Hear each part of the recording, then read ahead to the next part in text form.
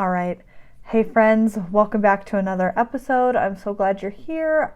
Thank you so much for taking a little bit of time out of your day to listen to this. I know we're all super busy, so the fact that you even come by and listen or watch means just so much to me. Today we are going to talk about this article that I found. The title of the article is called Check In with Your Stay-at-Home Mom Friends. We are so lonely. It is a very short piece written by a woman named Bridget Ann.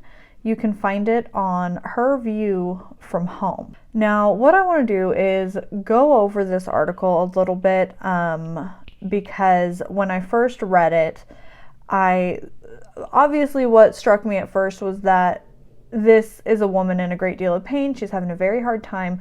She is struggling very much in her experience of motherhood. I also thought about the fact that everything that she says, everything she talks about in this very short piece, guys, these are all things that I posted on my own Facebook. I talked about these in my Facebook groups, in my parenting groups for the spouses support page on the base that we were stationed at. I told my mom, I told my husband, I told anybody who would listen all of these things that she says in this article. And like I said, we're going to go over it in a little bit. And it just made me think of how, back then, when I was struggling in motherhood, when I was struggling really hard with my identity, feeling like I was drowning and literally just dying, I would share all of these frustrations, and all I would get back in return was everybody else saying, yeah, that's how we feel too. Yeah, I'm experiencing that too. Yeah, I get it. I feel that way too. And I wanted something more. I'm a person who needs to be inspired constantly. I have to have inspiration. I have to know that there's hope. I have to have a framework. I have to see how other people who are successfully navigating this, I have to take what they do and try to apply it, right? And that's what I needed. And that's why I speak out so much against this shared struggle mentality. I don't need to be with a whole bunch of other people who have the same problem as me. I need to talk to people who have solved it, right? That's hope. That's huge for me. So I really want to be clear about something before we start going over this article. This is not an attack on the woman who wrote it. This is not an attack on anybody who is currently feeling this way, anybody who's currently struggling really hard as a mother. This is not an attack on you. I sympathize so much with everybody who struggles, with the people who are having a very hard time.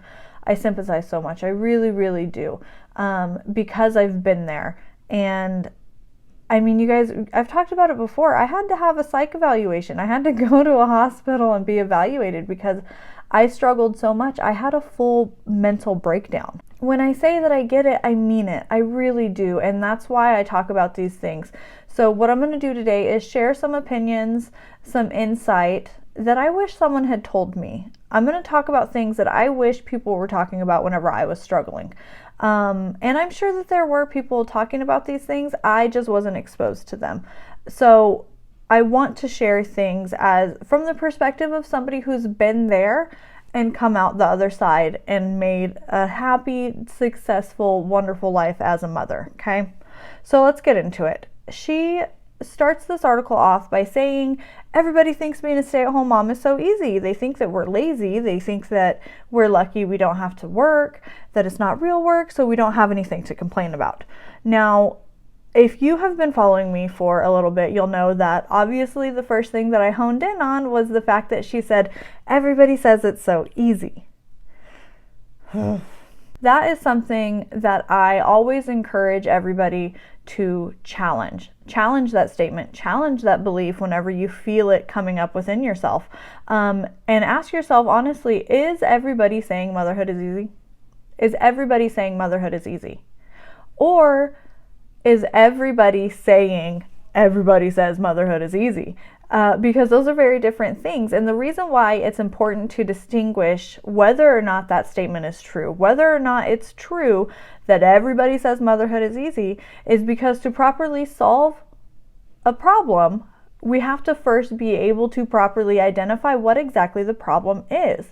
And if we are to operate under the false assumption, in my opinion, it's a false assumption that everybody says motherhood is easy. If that's the framework that we're working with, then that's a huge problem.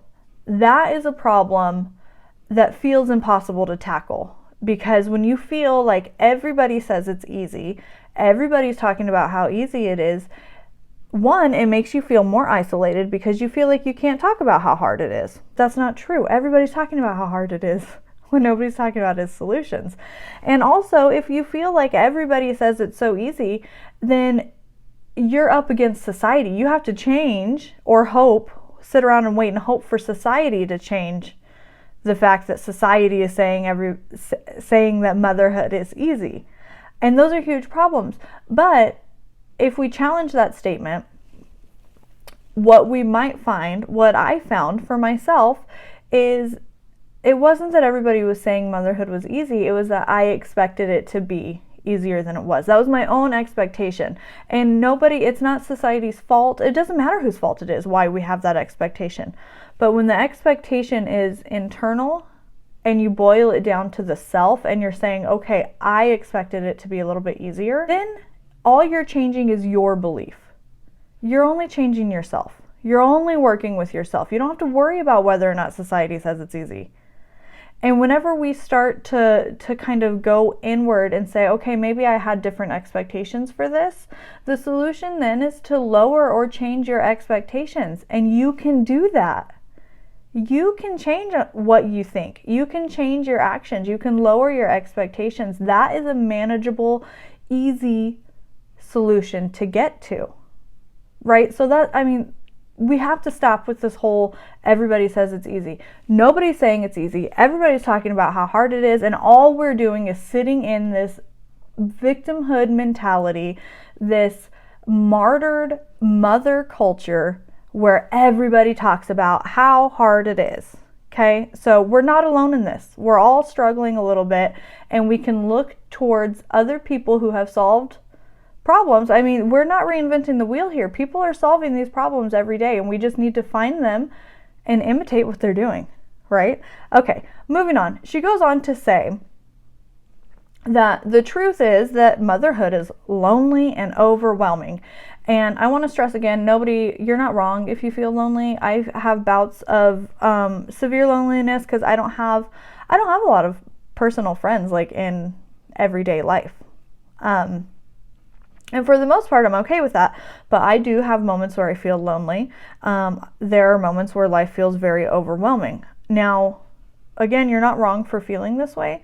But my opinion is that these are not symptoms of motherhood. These are symptoms of life in general. These aren't things that are exclusive to mothers. And whenever we start getting into this mindset of motherhood is lonely, we make it a symptom of motherhood. And when we do that, it puts us in a weird headspace where we almost end up blaming our children. We blame our families for our loneliness, for our feelings of overwhelm. And again, that gets all of the power out of our hands. That gives away all of the power. And we feel powerless to change it because it's not our fault, right? It's our kids' fault. It's this whole motherhood thing is too much. It's too hard to tackle. And we're giving our power away constantly. And that's a huge burden for your children to bear, to make them responsible for whether or not you feel lonely, to make them responsible for how overwhelmed you feel. Everything starts with the self. It all comes back to you, right? Again, not saying whenever those feelings crop up that you should feel wrong for feeling them. I just think we need to be very, very careful about where we place the blame in that, okay? Where we're really placing or harboring negative feelings, okay? That's all. Now, this topic of feeling lonely and feeling overwhelmed, these are things that these problems are solved with self-care. And I mean real self-care. These are things that are solved whenever you put yourself first, when you make yourself a priority. And that's why I talk all the time about the fact that self-care isn't optional. Healing yourself is not optional. You have an obligation to yourself to heal yourself and take care of yourself. Self-care isn't something that you do on Sundays. It's not something that you do at the end of the day. This is something that you work at every single day. It should always be on the forefront of your mind. Because when we let that area slip, everything else falls apart. Okay, now we're going to go really quickly through the rest of the article, and I'm going to come back and discuss why self-care is the solution to all of these problems that she lists. Okay, so we're going to go on. She goes on to say that you can't do anything. These are things that we see online all the time. Okay, you've probably said them. I know I've said them. We've shared memes about them. She goes on to say you can't do anything by yourself. You can't go to the bathroom, enjoy a cup of coffee. You can't scrub your pants without people crying at your leg. You don't get breaks unless they're sleeping, and even when they are sleeping, you have to clean the house. You have to come up with all these ways to entertain your kid for 12 hours a day. You have to wear the same clothes that smell like sweat and tears, because what's the point in changing? You're just going to add more laundry that you haven't caught up on yet, right? You wear the same clothes all the time. You forget what it feels like to be an individual, she says, because your entire existence now revolves around this child. And these are things.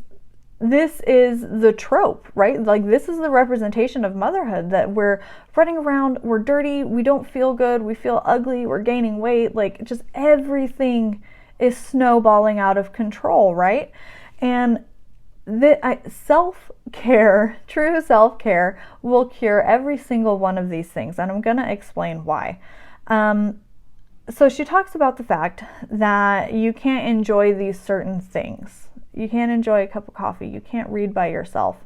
When you're prioritizing yourself, you work with your husband, your partner, whoever you're living with, whatever your network of people is, you work with them to not only get your children's needs met, but to make sure that your needs are getting met too. And I say all the time, closed mouths don't get fed. So if you've identified that you need time alone to enjoy a cup of coffee, to go out with a friend, that's your starting point, right? You have to make that a priority and then follow through. And I also want to talk about something really quick, because she says in this article, and this is something that I hear mothers talk about all the time, that it's so hard to entertain your children all day long. You're not obligated to entertain your child. I believe that it is a wonderful thing to play with your kids. It is so good to get down with them, engage with them, do activities, have fun, and play with them. That is a wonderful thing. That being said, it is not your job to be the sole source of entertainment for your children. Okay? Like, creativity is born out of boredom. Like, it is so good. My kids get so mad at me because whenever they tell me that they're bored, I'm like, oh my God, that is awesome. That's so good. And they get so frustrated. They're like, it is not a good thing to be bored. I hate this feeling. And I ask them, well, what are you going to do about it? You got to figure something out. And they always do. And it's so good. They end up having a lot of fun. They make up a bunch of games. You don't have to constantly entertain your kids. All right? Especially if doing so makes you absolutely crazy. I know so many women who are like, they hate pretend play, and they're like, I get down and I'm trying to pretend with them, and the whole time my skin is just crawling. I hate it. I hate doing it. Don't. There's a million ways to engage with your children that don't make you want to die inside. Okay? So keep that in mind. All right. But moving on. Now, she says that, she talks about this thing that we mention all the time, that, you're smelly, you're not changing, you're not taking showers, you're not getting yourself ready. And, she talks about how you get jealous of working moms because they get to go out and leave the house and have conversations without being interrupted by kids, right? And these are all things that I feel so deeply in my soul. I have felt them before. I get it. Now, it's heartbreaking. It is so heartbreaking, and I feel it so much. It brings back all of these feelings. And she ends the article by saying, she restates it. She says, check in with your stay-at-home mom friends. We are not okay. And here's where it's going to get a little aggressive. All right, so brace yourself. Here's the deal. no one is coming to save you. If you feel this way, if you're sitting at home right now, smelly in yesterday's clothes, unwashed with oily hair, surrounded by an entire mess of toys and dirty dishes and laundry, I want you to look me in my eye right now while I tell you this: no one is coming to save you. Okay, so we have to stop with this check-in with your friends mentality, not because it's wrong, but because you cannot wait. You can't wait to be saved. All right, it would be really, really nice if you had a full support system, if you had a network of people who could rush in and hold your hand and help you during this really, really challenging season. That would be wonderful. But even if you had that, you would have internal work to do. You got to work on your mindset. You got to work on your routines. You would still have work to do because you are the only one who can change your experience of motherhood. It's all you. And the way that you do this is by prioritizing yourself. And I know we hear these things, we hear suggestions and solutions. There are a lot of people who have a problem for every solution. That won't work for me because of this reason. That won't work for me because of this reason. There's always going to be somebody who has it harder than you. And those are the people that you need to look for who have solved those problems. So a lot of people will come to me and they say, well, it's easy because, you only have 4 kids. I have 6. Okay, so go find somebody who has 7 kids who's nailing this parenting thing and learn from them. There are people sharing their lives on social media, sharing their strategies every day. Every day, people who have less privilege than you, who have more challenges than you and are doing better, they're succeeding. And that doesn't mean that you have to look at them and feel bad about yourself. Look at them and realize there's hope. I can do this. They have it worse than me and they're making it into a successful time, right? They're making it into a wonderful experience.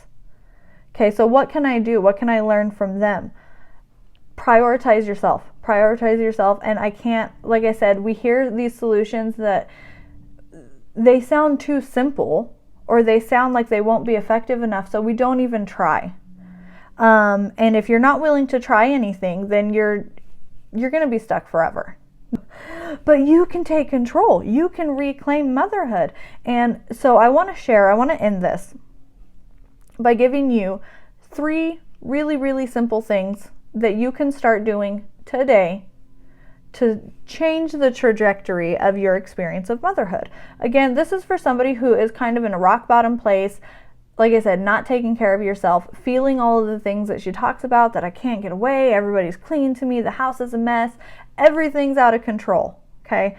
There's 3 things that you can do starting today. Get up and get dressed. Get up, get dressed. If you don't wear shoes in your house, get dressed to your socks. If you're okay wearing shoes, put some shoes on, even if you're staying inside. Get your butt up, get out of those crusty clothes, get your body dressed in clothes that make you look good and feel good. If you're a person who enjoys wearing makeup, do a full face of makeup. I don't care if nobody's going to see you except for your toddler.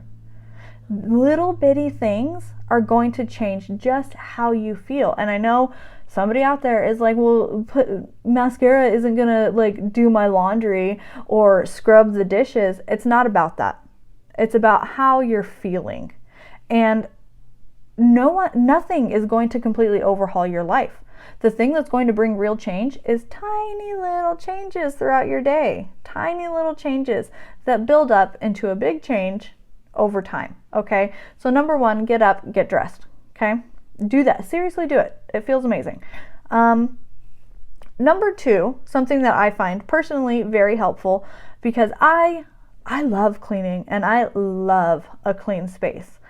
That being said, on any given day, at any given time, if you come to my house, it is not going to be clean because we live here. So it's always getting messed up. But I like to keep one perfectly clean space. Whether it's my closet, my bathroom, or my bedroom, I keep one space that's perfectly clean. So even if the rest of the house goes to shit, I can just go stand in that space and feel like I'm put together a little bit more. It gets me out of the chaos, out of the clutter, and it lets me regroup. Because it's not going to do me any good to go from mess to mess to mess throughout the house and never get any relief from it, right?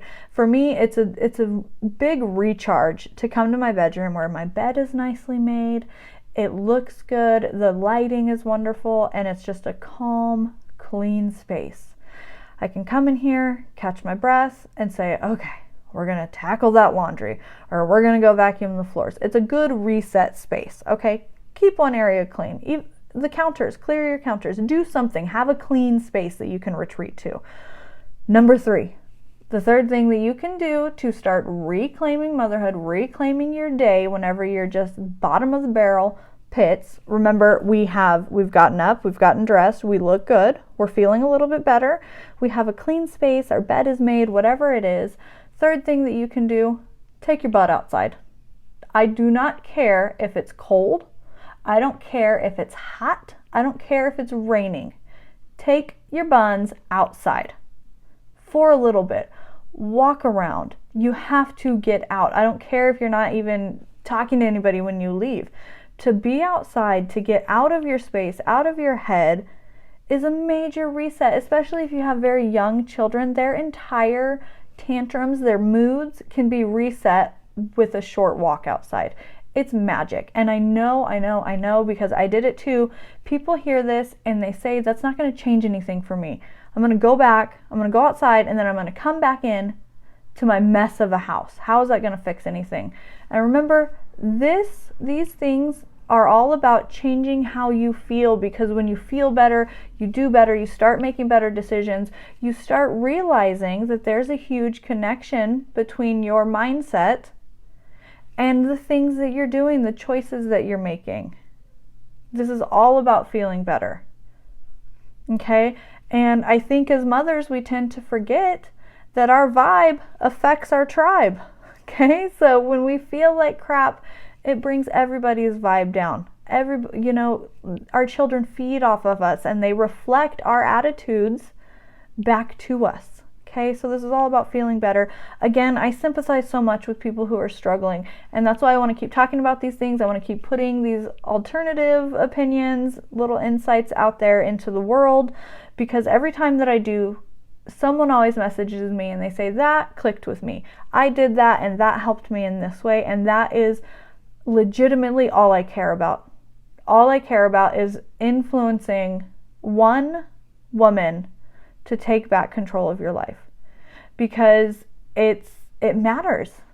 It matters so much. And like I say all the time, you're the only one who can give your children a happy, healthy mother, and you deserve to be happy and healthy just because you're a person, not because you can then go serve your family, but because you as an individual, as you are right now, you deserve to feel good.